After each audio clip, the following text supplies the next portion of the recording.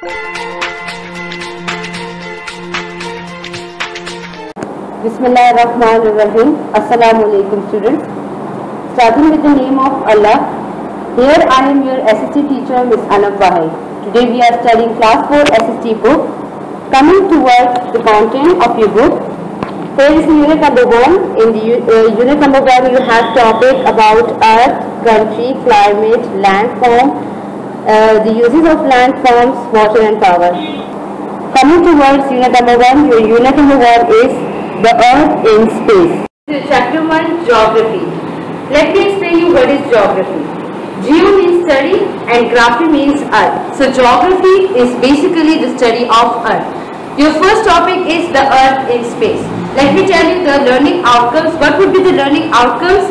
You will be able to describe the position of the earth, difference between orbit, equator, hemisphere and axis, how day and night occur, how rotation and revolution occur.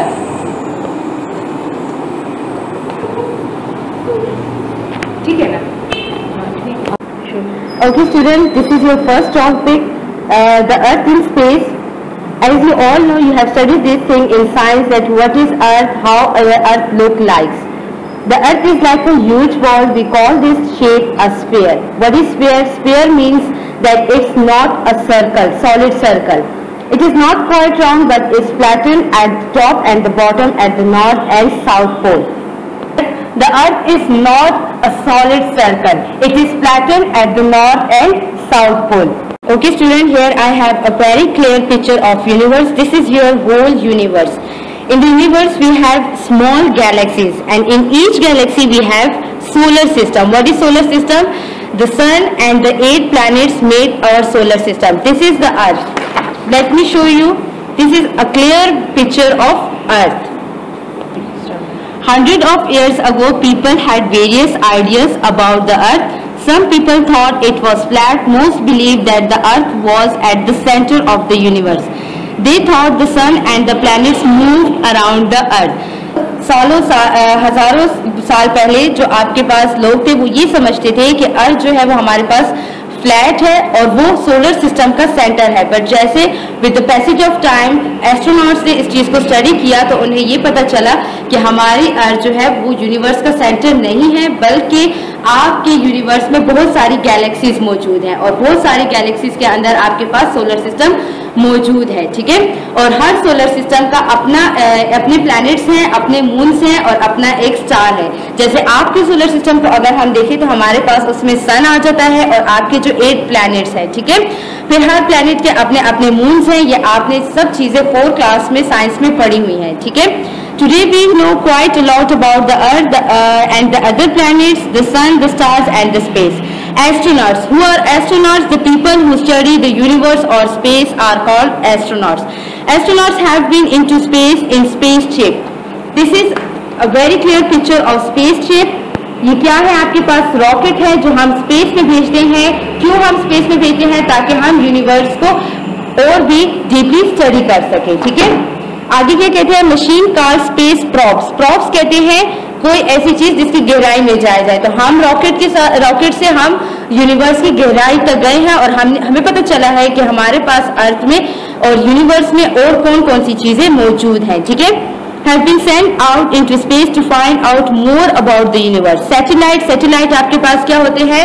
जो आपको out of the earth से information collect करके आप तक पहुंचाते हैं. हम उनको अर्थ से बाहर भेजते हैं ताकि वो सराउंडिंग्स की इंफॉर्मेशन कलेक्ट करके हमें वापस भेजें. ठीक हो गया. They receive and send radio and television signals and gather and send information such as high quality images of space back to the earth. जैसे आप लाइव मैच देखते हैं, क्रिकेट मैच देखते हैं, वर्ल्ड कप देखते हैं, तो कैसे आपको पता चलता है? Through satellites. वहाँ स्टेडियम से सिग्नल्स कलेक्ट होते हैं, सैटेलाइट के अंदर इमेजेस कलेक्ट होती है सैटेलाइट में और फिर वो आपको आपके टेलीविजन पर नजर आती है. ठीक है. Okay students, now come to next page, page number 3. When we talk about the earth and its movement, we use some special words. Here are some words that you should know. Orbit. What is orbit? The path of the earth round the sun. Other planets and satellites also have orbit. Axis. This is an imaginary line running from the north pole to the south pole through the center of the earth. The earth is tilted at 23.5 degree on its axis. Equator, an imaginary line that runs all the way round the middle of the earth. Hemisphere, hemi means half. The equator divides the earth into northern and southern hemisphere. Cardinal directions, the four main points of compass, north, south, east and west, are called cardinal direction. Intermediate direction, the direction in between the cardinal direction on a compass, northeast, northwest, southeast and southwest, are called intermediate direction. Rotation, the earth spins or rotates from west to east on its axis. It takes 24 hours or 1 day to rotate once. Revolution, at the same time the earth is moving around the sun, this movement is called its revolution. The earth takes a year to revolve around the sun. Okay students, अभी हमने पढ़ा कुछ चीज़ों के बारे में, आपको बताया गया था कि orbit, axis, equator, hemisphere, cardinal direction, intermediate direction, revolution and rotation. I know आप सब कंफ्यूज हो गए होंगे इन सब नेम से, तो यहाँ पर मैंने आपके लिए एक अच्छी सी डायग्राम बनाई है ताकि आपको इस चीज़ को क्लियर हो जाए। सबसे पहले हम ऑर्बिट को डिस्कस कर रहे हैं। ऑर्बिट क्या है? ये आपको लाइंस नज़र आ रही हैं, ये जो पाथ है, ठीक है, हमने सोलर सिस्टम में भी पढ़ा था कि हर प्लैनेट का अपना पाथ है। तो ये जो आपके पास अर्थ जो है अपने पाथ में घूम रही है अराउंड द सन, तो ये उसका क्या बन गया? ये उसका ऑर्बिट है, ठीक है। वो अपने इस रास्ते से इधर उधर नहीं हो सकता है। ऐसे नहीं होगा कि अर्थ जो है वो मरकरी की जगह चला जाए और मरकरी जो है वो अर्थ के पाथ में आकर और सन के गिर्द घूमे, ऐसा बिल्कुल भी नहीं होगा, ठीक है। ये एक नेचुरल फैक्ट है, ये गॉड गिफ्टेड है। अल्लाह ताला ने हर चीज़ का एक पूरा तरीका बनाया हुआ है, पूरा निज़ाम बनाया हुआ है, ठीक है। नेक्स्ट आपके पास आ जाता है एक्सिस। एक्सिस क्या चीज़ है? आपके पास यहाँ पर आपको एक नॉर्थ पोल नज़र आ रहा होगा और यहाँ पर आपको एक साउथ पोल नज़र आ रहा होगा। ये सब आपके पास क्या है? इमेजिनरी लाइन्स है। वैसे तो अर्थ पे कोई भी लाइन नहीं है, लेकिन ये हमारे पास इमेजिनरी लाइन है। वो लाइन जो अर्थ को डिवाइड करती है, ठीक है, नॉर्थ पोल से और साउथ पोल से, तो ये आपके पास क्या है? एक्सिस है। और एक्सिस में ही आपके पास रोटेशन आ जाती है जब अर्थ अपने एक्सिस में घूमती है। फॉर एग्जाम्पल, अगर हमारे पास ये अर्थ है, ठीक है, तो अर्थ जब आपके पास ऐसे स्पिन करेगी तो आपके पास रोटेशन अकर हो जाएगा और यहीं पर फिर आपके पास डे और नाइट का भी आ जाता है। किस तरह से? फॉर एग्जाम्पल, ये जो आपका अर्थ का हिस्सा है, आप देखें तो ये सन के सामने है, तो ऑब्वियसली यहाँ पर क्या होगा? डे होगा। और ये जो आपका साइड है अर्थ का, वो मून के सामने है, तो मून कब आपके पास आता है? ऑब्वियसली रात के टाइम आता है, तो यहाँ पर अर्थ के क्या होगा? नाइट होगी। तो यहाँ से आपको डे एंड नाइट भी समझ आ गया होगा, ठीक है। नेक्स्ट आपके पास इक्वेटर है। इक्वेटर क्या चीज़ है? वो लाइन जो अर्थ के मिडल से गई हुई है, ठीक है, बिल्कुल अर्थ को जो दो हिस्सों में डिवाइड किया है उसे हम क्या कहते हैं? इक्वेटर। मैं आपको अभी दोबारा बता दूं कि ये सब इमेजिनरी लाइन है, वैसे अर्थ के ऊपर किसी किस्म की लाइन मौजूद नहीं है, ठीक है। फिर कार्डिनल डायरेक्शन पर हम आ जाते हैं। कार्डिनल डायरेक्शन आपके पास क्या है? अक्सर आपने मैप पर देखा होगा कि आपके पास नॉर्थ, साउथ, ईस्ट और वेस्ट लिखा होता है, ठीक है, तो वो आपके पास कार्डिनल डायरेक्शन होता है। कंपास होता है एक जो मैग्नेट की मदद से काम करता है, जब भी आप उसको अपने साथ लें तो वो आपको नॉर्थ, साउथ, ईस्ट और वेस्ट की डायरेक्शन बताएगा। इंटरमीडिएट डायरेक्शन क्या होते हैं? फॉर एग्जाम्पल, ये नॉर्थ है, ये वेस्ट है, ठीक है, तो इनके दरमियान का जो है उसे हम क्या कहेंगे? नॉर्थ वेस्ट कहेंगे। फिर आपके पास वेस्ट और साउथ आ जाता है, तो इसे हम साउथ वेस्ट कहेंगे। फिर नॉर्थ और ईस्ट आ जाता है, इसे हम नॉर्थ और ईस्ट कहेंगे। फिर ईस्ट और साउथ हमारे पास आ जाता है, तो इसे हम साउथ ईस्ट कहेंगे। The moon is the Earth's natural satellite. It revolves round the Earth. Each complete revolution takes 28 days. As you all know, there are two types of satellite. One is the artificial satellite and the other is the natural satellite. Artificial satellites are man-made and natural satellite is the moon. The next topic is effect of rotation and revolution. Rotation और revolution आप पढ़ चुके हैं। अब हम पढ़ते हैं कि इसके इफेक्ट्स, असरात क्या होते हैं। अगर आपके पास रेवोल्यूशन और रोटेशन ना हो तो इसके क्या इफेक्ट पड़ सकते हैं, ठीक है। सबसे पहला इफेक्ट ये है कि ये आपके पास डे और नाइट को कॉज करता है। कैसे? कि जो साइड आपके पास सन के सामने है वहां पर डे होगा और जो आपके पास मून के सामने है वहां पर क्या होगा? नाइट होगा, ठीक है। नेक्स्ट क्या कहते हैं? The different season and climate condition on the earth are caused by its revolution round the sun and by the tilt of the axis. Places that are close to the equator are generally hot throughout the year. Places that are further away from the equator have different seasons. As the earth turns around, half of it is always facing the sun. It is daytime, the other half is the dark night. The tilt of the earth on its axis means that at the North Pole there is 24 hours of daylight for several months over summer, mid-April to August, while there is complete darkness from several months during winter, October to early March. At the South Pole, the opposite is true. It is summer between October and March with 24 hours of daylight, and winter between mid-April to August, where there is अभी जो हमने topic पढ़ा उससे हमारे सामने कितने points आए? 4 points आए। फर्स्ट पॉइंट में क्या था कि डे और नाइट कॉस कैसे होता है। तो जो साइड आपके पास सन के सामने है वो आपके पास डे कॉस करेगा, और जो हाफ आपके पास सन के सामने नहीं है तो ऑब्वियसली वहाँ पर डार्क होगा, ठीक है, नाइट होगी।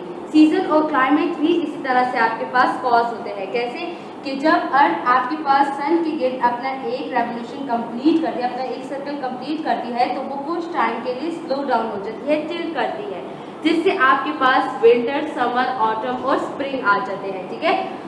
और नेक्स्ट क्या है? Months and year. इसी तरह से जब वो अपना एक सर्कल कंप्लीट करके अपने पॉइंट पर वापस आकर रुकती है तो वो आपके पास 1 ईयर कंप्लीट हो जाता है, ठीक है। Conditions at north and south pole, इसको मैं एक्सप्लेन करना चाहूँगी। जैसे आपके पास होता है कि नॉर्थ पोल में आपके पास सर्दियों में 6 महीने बिल्कुल कंप्लीट डार्कनेस होती है, और समर में 6 मंथ्स के लिए आपके पास क्या होता है? सनलाइट होती है। वो इस वजह से कि जब आपके पास अर्थ यहाँ रिवॉल्व कर कर आएगी तो जाहिर सी बात है नॉर्थ पोल आपके पास सन से कंप्लीट दूर हो जाएगा, ठीक है, सन के करीब नहीं होगा, बिल्कुल सनलाइट उस तक नहीं पहुँच सकेगी। इसी वजह से आपके पास नॉर्थ पोल में कंप्लीट क्या होगी? डार्कनेस होगी। 6 मंथ के लिए वहाँ पर नाइट रहेगी। यही ऑपोजिट होता है साउथ पोल के साथ। विंटर्स में जब आपके पास अर्थ रिवॉल्व करके सन के इस साइड पर आती है तो सन आपके पास साउथ के बिल्कुल क्लोजेस्ट हो जाता है, तो यहाँ पर 6 मंथ्स के लिए आपके पास क्या हो जाएगी? 6 मंथ्स के लिए आपके पास डे टाइम हो जाएगा। आपकी बुक में लिखा हुआ है डिड यू नो। अब हम पढ़ते हैं कि इस डिड यू नो में वो क्या कहते हैं। In the northern hemisphere the sun reaches its highest point in the sky at the mid summer 21 June the longest day, ठीक है। नॉर्दर्न हेमिस्फीयर, जैसे कि हमने अभी बताया कि हमने अर्थ को डिवाइड किया है, तो नॉर्दर्न हेमिस्फीयर इस जगह की बात कर रहे हैं, ठीक है। नॉर्दर्न हेमिस्फीयर में जब सन उसके कंप्लीट क्लोजेस्ट हो जाता है तो क्या होता है? आपके पास सबसे लंबा दिन आ जाता है, जिसे हम 21 जून या 22 जून भी कहते हैं, ठीक है। कहा जाता है अक्सर तो 22 जून आपके पास सबसे लंबा दिन है, और इसी तरह से आपके पास 22 दिसंबर सबसे स्मॉलेस्ट डे है। वो किससे स्मॉलेस्ट होता है कि जो आपके पास नॉर्दर्न हेमिस्फीयर है वो बिल्कुल कंप्लीटली दूर हो जाता है सन से। यही वजह है, इस तरह के प्रोसेस को हम क्या कहते हैं? सोलेस्टिस कहते हैं। Each of 2 times is called solstice. This process is appear in the southern hemisphere. Okay students, your next topic is the difference between the globe and a map. What is a globe? A globe is a picture of planet drawn on sphere, a solid model of Earth. And what is map? Map is a symbolic representation of selected characteristics of a place. It must have key, scale, title and cardinal directions. As you can see here, I have pasted some picture of map. This is the cardinal direction, ठीक है, जो आपको हर map में नज़र आएगा। अगर आप यहाँ पर देखें तो ये इस वर्ल्ड मैप में आपको नज़र आ रहा है, ठीक है।